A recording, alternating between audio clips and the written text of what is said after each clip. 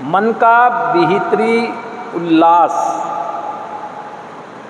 ये विचार हमारे सामने अगर आया है तो इसका वास्तव में महत्व है हमारी पास्ट की ज़िंदगी में भी, और आज जो हम ये अपने सुधार के मार्ग पे हैं इसमें तो और भी अधिक इस बात को समझने का महत्व हो जाता है कि अब हमें क्या करना चाहिए।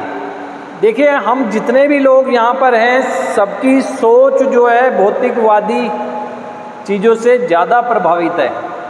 एक सामान्य व्यक्ति की भी सोच ऐसी हो सकती है, लेकिन हमारी अगर देखें तो ज़्यादा प्रभावित है। हम अगर पास्ट में देखें अपनी तुलना की प्रवृत्ति की वजह से जो हमारे पास था उससे संतुष्ट नहीं थे, जो नहीं था उसे पाने की अनियंत्रित इच्छाएं रही हैं हमारे अंदर ना, जिसने हमें असंतुष्ट ही किया है।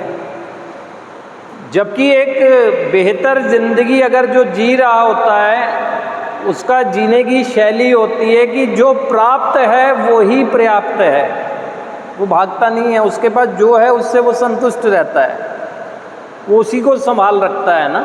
हम जितना भी भौतिकवादी चीज़ों के लिए भागते रहे उतना ही वास्तव में हम जिंदगी से भागते रहे।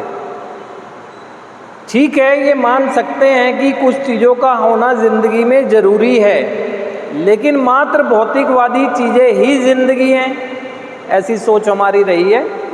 अगर वो ज़िंदगी होती तो आप खुश होते।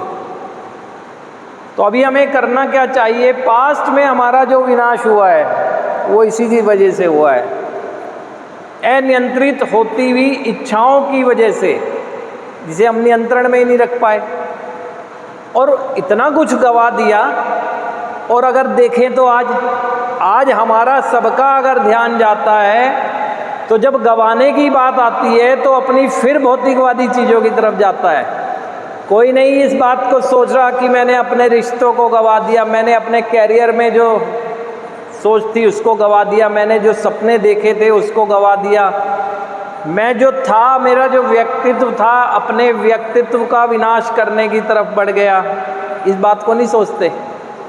यही सोचते हैं कि मैंने जो मनी लॉस किया है और जो भौतिकवादी चीज़ों को खुर्द-बुर्द कर दिया है बस उन्हीं को गंवाया है। तो सोच आज भी वहीं जाती है।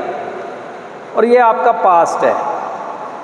पास्ट में भी आपको चिंता इस बात की नहीं थी कि मैं बेईमान हो गया, चिंता इस बात की नहीं थी कि मेरा विश्वास गिर गया परिवार में, चिंता इस बात की नहीं थी